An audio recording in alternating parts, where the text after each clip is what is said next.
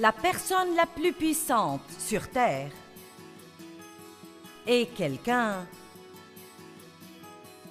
qui vit comme un serviteur du Dieu vivant et fait tout ce qui est en son pouvoir pour que d'autres gens vivent mieux.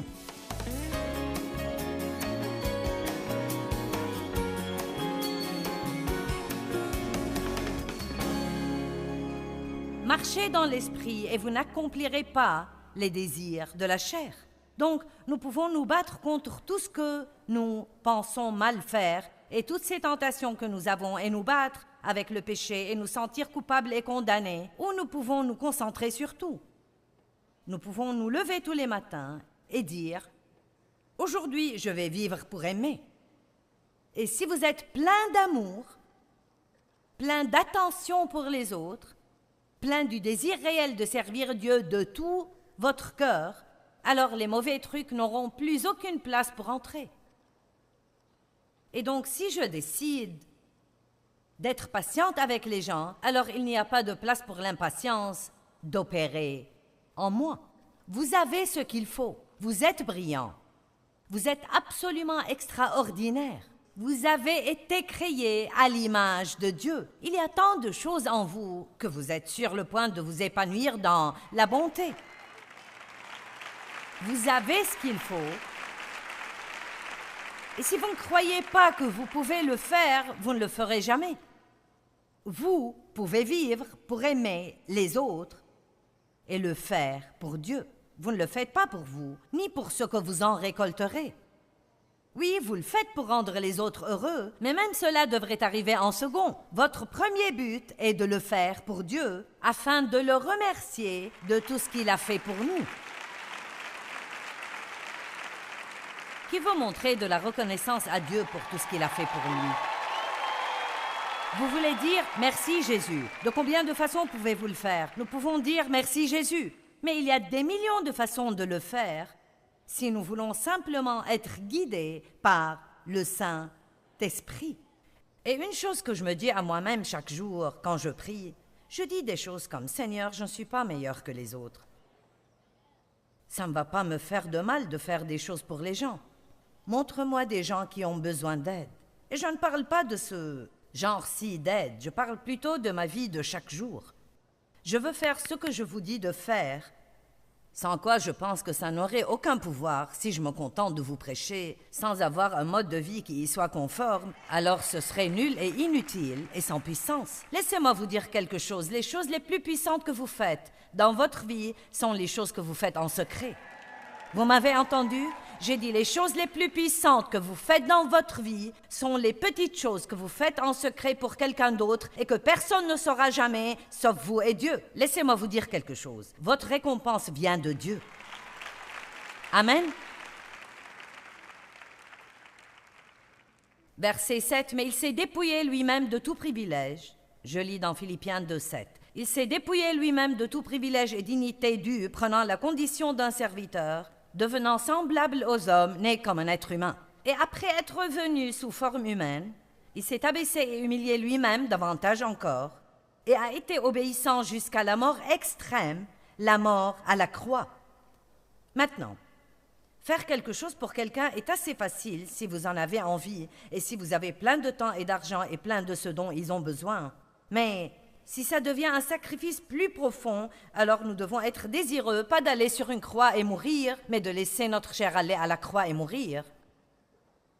Parce que votre chair va lutter contre vous, même si vous avez le bien en vous et qu'il y a un désir là d'obéir à Dieu et de faire ce qui est bien, vous pouvez compter dessus, votre chair va lutter contre vous, au moins jusqu'à ce que vous soyez bien entraîné dans ce domaine. Et c'est toujours plus difficile au début que par la suite. Je n'ai pas beaucoup de difficultés à pardonner aux gens maintenant parce que j'ai saisi le principe spirituel entier qui est derrière, mais j'ai dû lutter pendant des années et c'était si difficile pour moi de pardonner aux gens et pas seulement de leur pardonner, mais ensuite de les voir quelque part et de les traiter décemment ou de ne pas parler derrière leur dos en racontant à tout le monde ce qu'ils m'avaient fait. Voilà, ça c'est difficile. Vous est-il arrivé d'en vouloir à quelqu'un alors que quelqu'un raconte qu'il est formidable? Laissez-moi vous demander, ne vous a-t-il pas paru impossible de fermer votre bouche et de ne pas dire « Laissez-moi vous dire quelques trucs que vous ne savez peut-être pas ». C'était difficile pour moi de passer outre en disant « Oui, ils sont gentils, oui. Loué soit le Seigneur, Dieu les bénisse, ils sont juste quelqu'un de formidable. »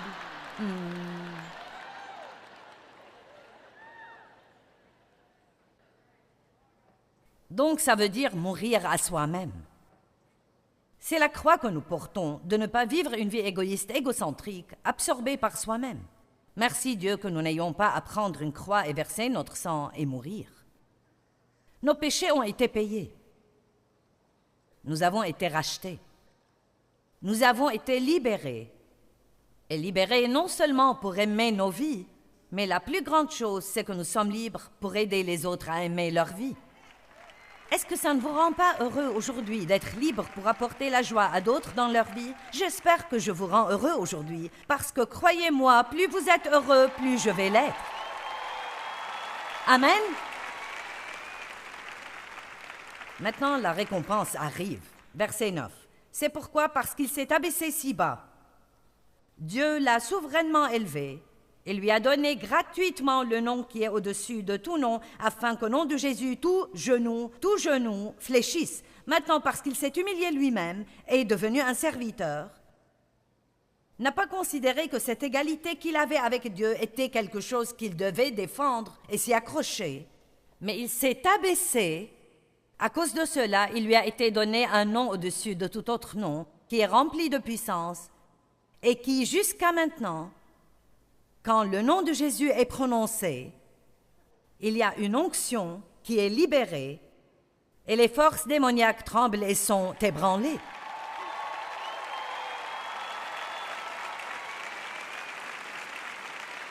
Vous savez ce que j'ai découvert? La personne la plus puissante sur terre est quelqu'un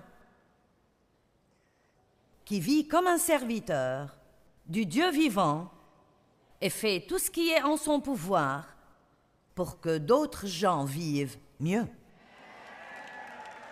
C'est une personne puissante. Si vous voulez ajouter de la puissance à votre vie, faites plus pour les autres. Si vous voulez davantage de puissance dans votre prédication, dans votre vie privée, derrière la scène, en secret, faites tout ce que vous pouvez pour bénir la vie de quelqu'un d'autre et quand vous mentionnez le nom de Jésus, quelque chose va arriver.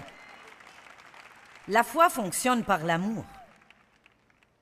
Je peux croire que de grandes choses vont arriver, mais si je n'agis pas dans l'amour, Galates 5 dit que la foi est activée par l'amour. Ma foi n'avait pas d'énergie sans amour. Ne traversez pas la vie en faisant le moins possible. Faites-en le plus possible. De petites choses. Quand vous sortez dîner, ne donnez pas en pourboire le plus petit, le plus minuscule, la plus petite miette que vous pouvez leur donner. Et quoi que vous fassiez, ne laissez pas un tract d'évangélisation et pas d'argent. Oh, ça, c'est méchant, méchant, méchant, jusqu'à la moelle. Et ne soyez pas un chrétien grossier. N'entrez pas dans un restaurant avec votre croix autour du cou, les écouteurs dans les oreilles, et quand vous n'avez pas tout exactement comme vous le voulez, vous êtes grossier et ridicule. Je suis allée dans un restaurant une fois à St. Louis après une conférence, et je suis fatiguée après mes conférences. Et la première chose que je veux, c'est manger un bon repas et être avec des amis et juste me plaire. Et nous avions fait une réservation dans un restaurant. Quand nous sommes arrivés, ils nous ont dit qu'ils ne prenaient pas de réservation. Mais vous avez pris la nôtre. Ils ont dit, il y a 45 minutes d'attente. Et nous, on avait réservé. Nous ne prenons pas de réservation. Vos employés ont pris la nôtre. Ça menait nulle part. Donc, on a attendu, et finalement eu une table. C'était bondé à l'intérieur et nous étions, je pense, 10 ou 12 à cette grande et longue table. Et tous habillés pour sortir. Dave avait un costume et moi une robe sophistiquée. Et donc la serveuse est arrivée et nous avons commandé des boissons et elle est revenue avec cet énorme plateau de boissons et elle s'est penchée et elle l'a renversé sur Dave. le café, le thé, tout sur lui et son joli costume. Et elle était juste une boule de nerfs. Bon, Dave a dit, ne vous inquiétez pas, ce n'est pas un problème. Il est allé voir le manager. Il a dit, je ne veux pas qu'elle ait des problèmes. Ce n'est pas sa faute. Il y a trop de monde ici, elle n'avait pas assez de place pour passer devant moi. Je ne veux pas qu'elle ait des problèmes. Il s'est donné du mal pour qu'elle n'ait pas d'ennui. Bien, quand elle est revenue avec le second plateau de boisson, elle était debout devant Dave et elle m'a regardée et a dit « Je suis tellement désolée. » Elle a dit « Vous voyez, j'étais nerveuse parce que je vous regarde à la télé. » Et dans mon cœur, je me dis « Merci Dieu, merci, merci, merci. Oh, merci Dieu, merci parce que je n'ai pas mal réagi. »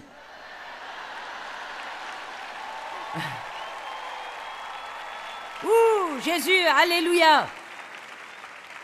Je vous le dis, le fait de passer à la télé comporte ses responsabilités. Pouvez-vous imaginer les dégâts que j'aurais pu faire? Et vous savez, je me souviens de quelque chose que Dieu m'a dit quand j'ai commencé. Je veux dire, quand mon programme télé a commencé à bien marcher. Il a dit, rappelle-toi toujours que quel que soit le nombre de gens que tu peux aider, c'est le même nombre que tu peux blesser.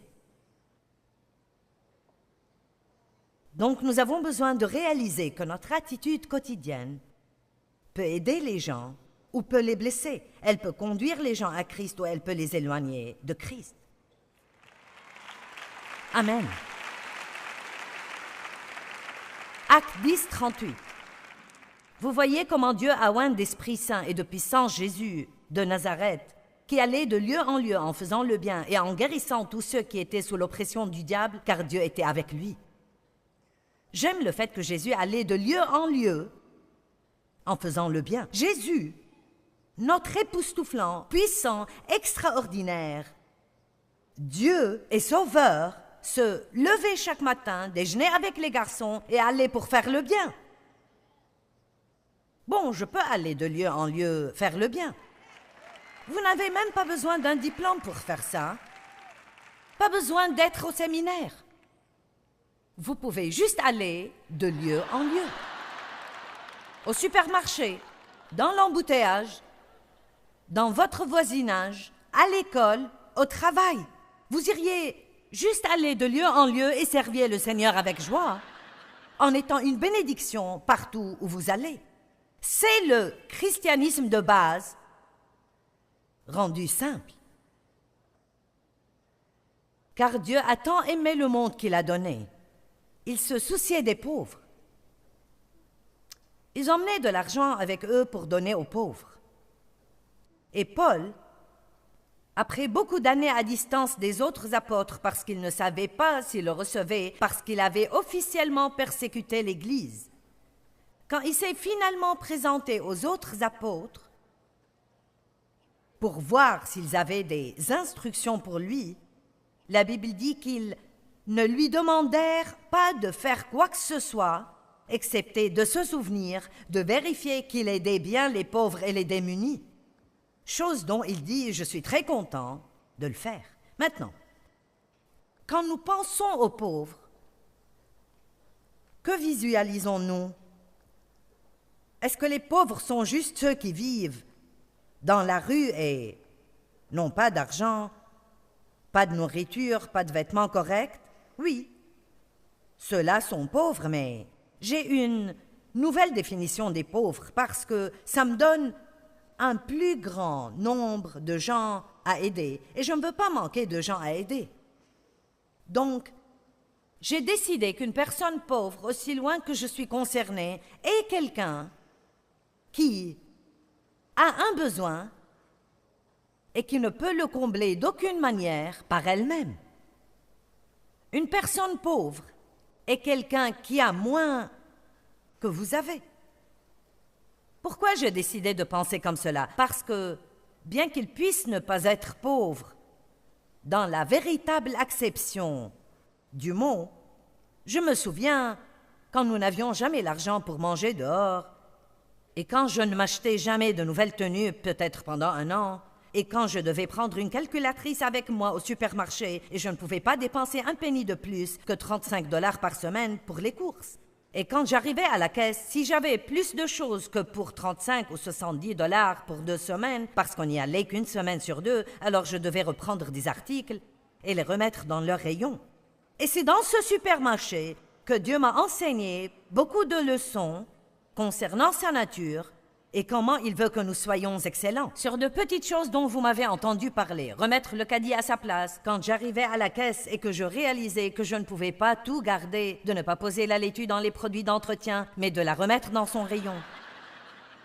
Écoutez-moi bien, si vous voulez être à l'école du Saint-Esprit, il va vous enseigner et vous utiliser partout où vous allez. Il n'est pas nécessaire d'aller à l'église pour trouver Dieu, il est partout. Et pas besoin d'aller à l'école biblique pour apprendre comment exercer un ministère. Vous devez simplement dire « Dieu, enseigne-moi chaque jour de ma vie comment je peux te servir et faire tout ce que tu veux que je fasse. » C'est ce qui manque dans l'Église aujourd'hui. Être chrétien veut dire davantage que d'aller et de poser votre petit derrière sur un banc chaque dimanche matin pendant 45 minutes tout en dormant la moitié du temps et d'être impatient d'en finir et de sortir et de ne rien faire pour qui que ce soit d'autre. Ce n'est pas le christianisme.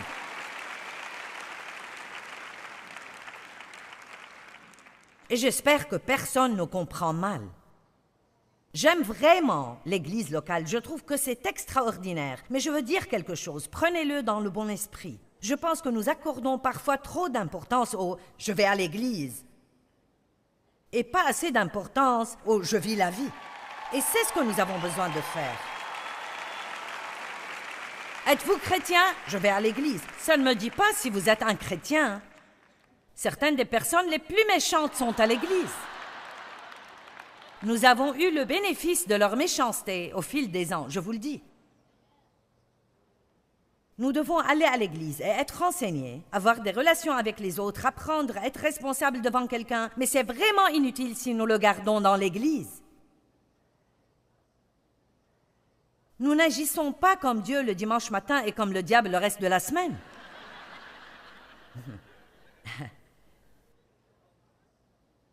Pierre, est-ce que tu m'aimes? Aide quelqu'un. Matthieu 20, 20. Alors la mère des fils de Zébédée s'approcha de Jésus avec ses fils et se prosterna et lui dit, « Pouvez-vous me faire une faveur ?» Il lui dit, « Dis-moi, qu'est-ce que tu veux ?» ?»« Ordonne, lui dit-elle, que mes 2 fils que voici soient assis dans ton royaume, l'un à ta droite et l'autre à ta gauche. » Jésus répondit, « Vous ne savez pas ce que vous me demandez. Pouvez-vous boire la coupe que je vais boire et être baptisé du baptême dont je vais être baptisé? Maintenant, regardez ici. Si vous voulez être assis avec Jésus, alors vous devez être un serviteur, comme Jésus était un serviteur. Cette femme ne savait pas ce dont elle parlait. Elle voulait que ses fils aient des titres, des situations, et soient bien vus. Et Jésus a dit, « Pouvez-vous boire la coupe que je vais boire? Êtes-vous capable de vivre la vie de sacrifice, de soi, que je vais vivre? Pouvez-vous vous oublier vous-même et combler les besoins des autres? N'est-ce pas ce que Jésus a fait? Donc, que disons-nous vraiment quand nous disons « je veux être comme Jésus » ? Je veux dire, ça ne peut pas être juste ce nuage flottant. Oh! Oui, rends-moi juste comme toi, Jésus. Tu es au centre, Jésus.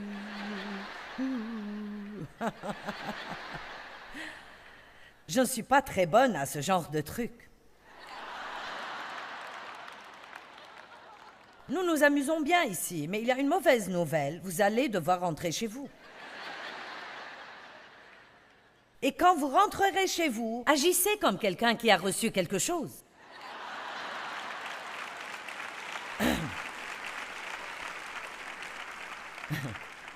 Rentrez chez vous et soyez tellement changés que l'année prochaine, si quelqu'un entend que vous étiez dans les parages, ils vous payeront pour y retourner. Ayez davantage de ce que Dieu vous a donné, car vous êtes rentrés chez vous dans une meilleure condition que comme vous étiez quand vous êtes partis.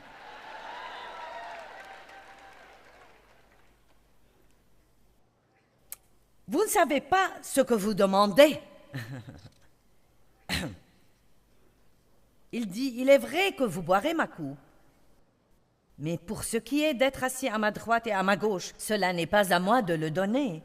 Ce sera donné à ceux pour qui mon Père l'a préparé. Et j'aime ce passage. Quand les 10 autres disciples entendent dire cela, ils s'indignèrent contre les 2 frères. Ils disent, qui croyez-vous que vous êtes? Ces sièges sont pour nous indéniablement. Vous êtes tout en bas de la liste pour ce qui est de ces situations. C'est ce que veut dire être indigné. C'est comme, qui croyez-vous que vous êtes? J'ai beaucoup de pratique dans tout cela. Et puis Jésus les appela et leur dit, « Vous le savez, les chefs des nations les tiennent sous leur pouvoir et les grands sous leur domination les tyrannisent. » Verset 26. « Il ne doit pas en être ainsi parmi vous, mais si quelqu'un veut vraiment être grand parmi vous, qu'il soit votre serviteur. » Bien, j'ai 3 personnes qui applaudissent là-bas. Et qu'est-ce que ça veut dire? Ça ne veut pas dire que vous frottiez le sol avant de partir, même s'il a besoin d'être nettoyé. Vous n'êtes pas assez bon pour ça. Mais ça ne veut pas dire que c'est ce que je vous demande de faire. Ce que je demande pour moi-même et pour nous tous, c'est de réaliser la grande importance d'où nous sommes dans la société aujourd'hui et de ce qui se passe dans le monde aujourd'hui. Et il n'y a pas d'espérance pour la société sans nous. Ça devient plus sombre, et quand je dis nous, c'est Dieu travaillant à travers nous. Si je vous demandais qui croit que Dieu est la réponse, vous diriez tous oui. Mais comment croyons-nous que les gens vont voir Dieu? Nous adorerions qu'il apparaisse. J'adorerais ça. Jésus descendrait ici et arrangerait tout. Mais jusqu'à ce qu'il le fasse, il nous a. Nous l'avons, mais nous sommes tout ce qu'il a. Vous et moi, nous sommes en vérité tout ce que Dieu a.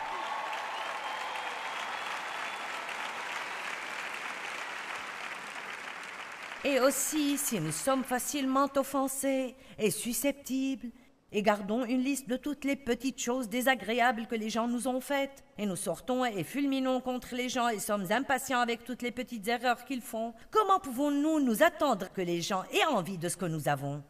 Comment pouvons-nous nous attendre à ce que l'Église fasse autre chose que diminuer semaine après semaine après semaine? Et dans le monde, je suis sûre que cette Église grandit et beaucoup d'Églises grandissent, mais dans le monde entier, il y a moins de gens qui vont à l'Église maintenant que dans n'importe quelle époque, et c'est sinistre et effrayant. Vous savez pourquoi? Parce que beaucoup de gens ne voient rien de vraiment concret dans la vie d'un chrétien, et je suis déterminée, aussi longtemps que j'ai du souffle, à enseigner aux gens que si nous sommes vraiment chrétiens, que ce ne soit pas seulement en parole, portons les fruits et vivons la vie. Amen. Je veux dire, nous vivons une époque désespérée. Ne priez pas que Dieu vous retire de l'endroit où vous travaillez parce que vous êtes le seul chrétien. Je ne peux plus rester là plus longtemps, Dieu. Je suis le seul chrétien ici. Avez-vous prié que Dieu vous utilise? Très bien. Alors, il vous a mis là où c'était nécessaire. Allez-y et oubliez votre douce petite personne et soyez juste une lumière dans un lieu obscur. Montrez à tous l'amour de Dieu. Et quand il faudra que vous sortiez de là, Dieu vous en sortira si vous avez besoin de sortir de ce lieu. Qui comprend ce que je dis? J'avais besoin de ça aujourd'hui. Je ne sais pas pour vous, mais j'en avais besoin. Acte 10, 38 est un de mes passages préférés. Il y est dit que Jésus allait de lieu en lieu et faisait le bien. Vous savez, c'est si magnifiquement simple pour moi de pouvoir améliorer notre vie et la vie des autres personnes en nous levant simplement chaque matin et en disant « Dieu, montre-moi avec qui je peux être bon aujourd'hui ».